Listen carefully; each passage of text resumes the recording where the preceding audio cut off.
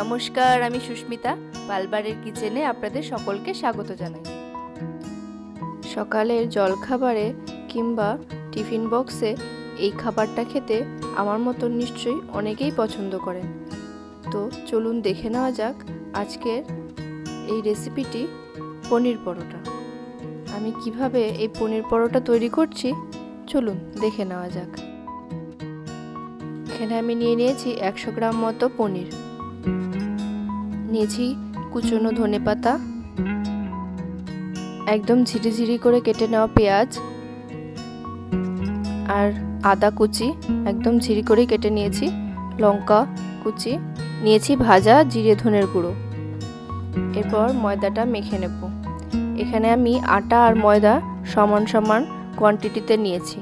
আপনারা চাইলে শুধু আটা দিয়েও করতে পারেন বা শুধু ময়দা দিয়েও করতে পারেন। আমি এখানে দুটো হাফ হাফ করে নিয়েছি।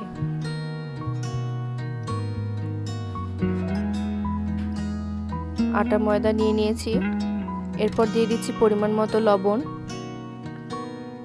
দিয়ে দেব সামান্য রিফাইন্ড অয়েল, দিয়ে এবার ভালো করে এটা মিশিয়ে নেব।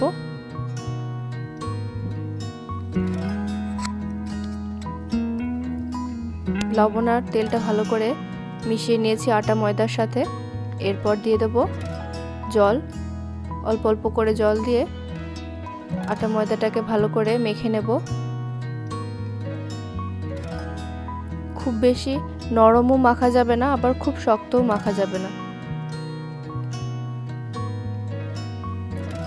সুন্দর একটা ডো এখানে আমি তৈরি করে নিয়েছি। দেখুন আমার এটা মেখে নেওয়া হয়ে গেছে। এরপর পুর তৈরি করব। পনিরটা আমি এখানে গ্রেটারের সাহায্যে গ্রেট করে নিচ্ছি।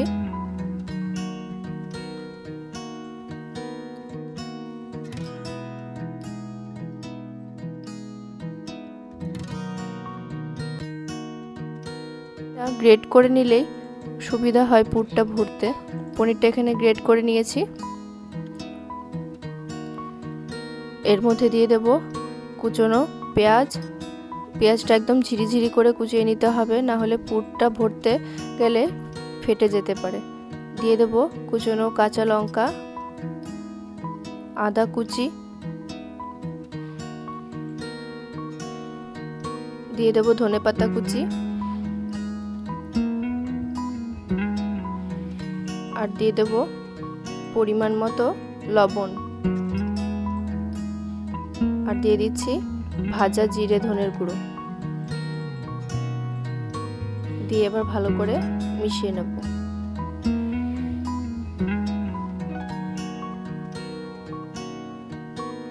ভীষণই সিম্পল একটা পরোটা রেসিপি। আপনারা বাচ্চাদের টিফিন বক্সে এটা দিতে পারেন, হেলদিও হবে আর পেটটাও ভরবে। আর দিয়ে দেব সামান্য জোয়ান।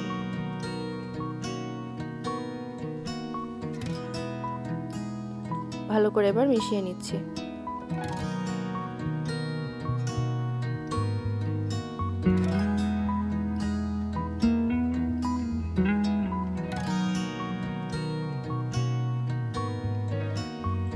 সবকিছু ভালো করে মিশিয়ে নিয়েছি। এরপর পুর ভরে নেব।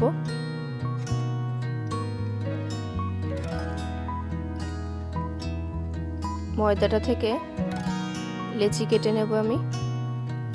একটু বড় সাইজের লেচিগুলো তৈরি করতে হবে। আমি লেচিগুলো কেটে নিয়েছি।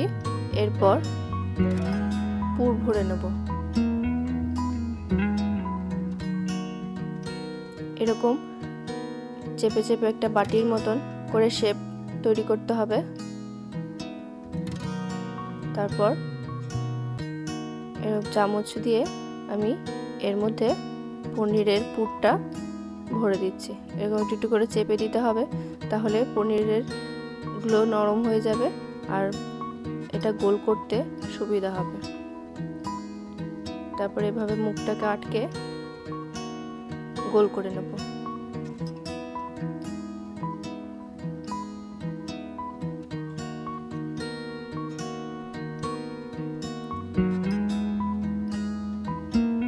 এরকম করে গোল করে নিতে হবে।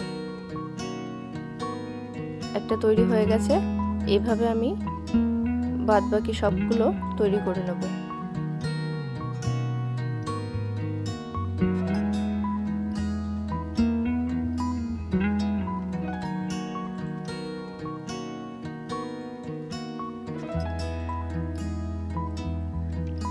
আরও একটা তৈরি করে নিয়েছি।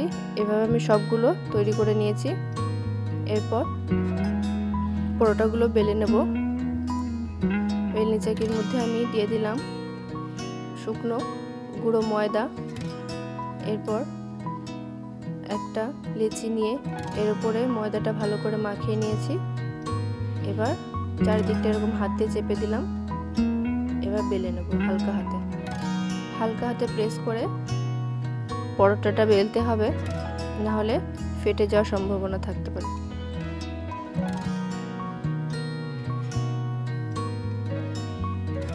এভাবে হালকা হাতে ঘুরিয়ে ঘুরিয়ে পরোটাটা বেলে নেব।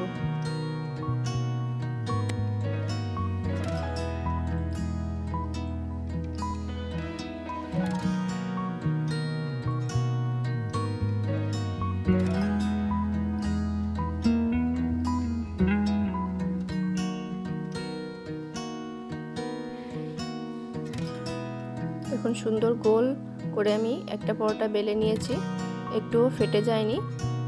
আর এরকম একটু মোটা করে বেলেছি, খুব বেশি পাতলা করব না। এইভাবে সবকটা পরোটা বেলে নিয়েছি। এরপর তাওয়া বসিয়ে দিয়েছি একটা, তাওয়াটা গরম হয়ে গেছে। এবার পরোটাটা দিয়ে দিলাম, ভেজে নেব। একটা পাশ হয়ে গেছে, একটু উল্টে দিচ্ছি। দিয়ে এবার এভাবে একটা খুন্তির সাহায্যে চারপাশটা এরকম হালকা হালকা করে চেপে সেঁকে নিতে হবে। আবার একটু উল্টে দিচ্ছি। একটা পাশ করে হয়ে গেলে এভাবে উল্টে আমি চেপে চেপে হালকা হাতে ভেজে নেব। এরপর দিয়ে দেবো তেল। আপনারা ঘি বা বাটার দিয়েও ভেজে নিতে পারেন। আমি এখানে রিফাইন্ড অয়েল দিয়ে পরোটাগুলোকে ভেজে নেব। তেলটা ভালো করে ছড়িয়ে দিয়েছি। এবার একটা পাশ উল্টে আবার ও পাশটা ভালো করে ভেজে নেব। দেখুন কত সুন্দর ফুলেছে পরোটাটা। এভাবে তৈরি করলে সব কটা পরোটাই সুন্দরভাবে ফুলবে। বাড়িতে আপনারা একবার অবশ্যই বানিয়ে দেখবেন।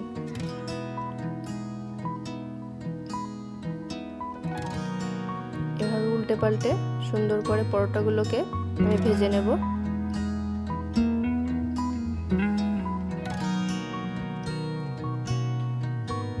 একটা পরোটা ভাজা হয়ে গেছে। আরও একটা পরোটা আমি এভাবেই ভেজে নেব।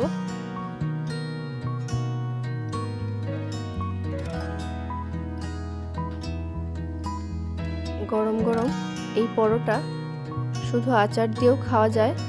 আপনারা চাইলে এর সাথে কোনো তরকারি, যেরকম আমি বানিয়েছিলাম চানা মশলা বা আলু মটরের সবজিও আপনারা করতে পারেন।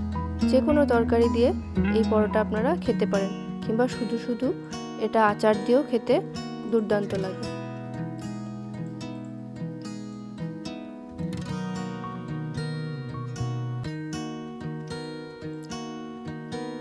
পরোটাটা আর ফুলেছে দেখুন কতটা সুন্দর করে।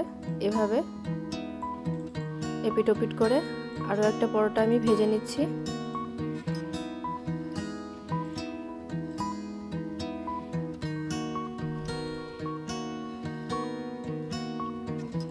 সাইডগুলো এভাবে চেপে চেপে ভাজতে হবে, তাহলে সুন্দর চারপাশটা ভাজা হবে আর এরকম ফুলেও উঠবে। এই পরোটাটাও ভাজা হয়ে গেছে।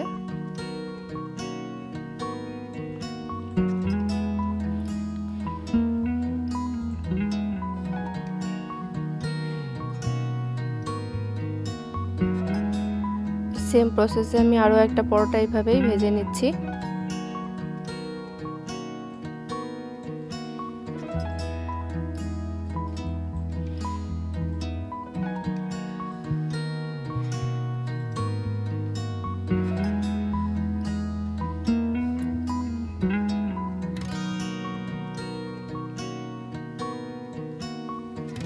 সবকটা পরোটা আমার ভাজা হয়ে গেছে। এরকম চানা মশলার সাথে সার্ভ করেছি। আপনারা যে কোনো গ্রেভি আইটেমের সাথে এটা সার্ভ করতে পারেন। আর দেখুন ভেতরে কত সুন্দর স্টাফিংটা পুরো পরোটার মধ্যে স্প্রেড হয়ে গেছে। যদি ভালো লেগে থাকে অবশ্যই একটা লাইক দিয়ে যাবেন। আর যারা নতুন বন্ধু আছেন তারা অবশ্যই চ্যানেলটিকে সাবস্ক্রাইব করে আমার পাশে থাকবেন আর পাশে থাকা বেল আইকনটা প্রেস করে দেবেন, তাহলে যখনই আমি একটা ভিডিও দেব তার ইনস্ট্যান্ট নোটিফিকেশান আপনাদের কাছে পৌঁছে যাবে। ভালো থাকবেন, সুস্থ থাকবেন, ধন্যবাদ।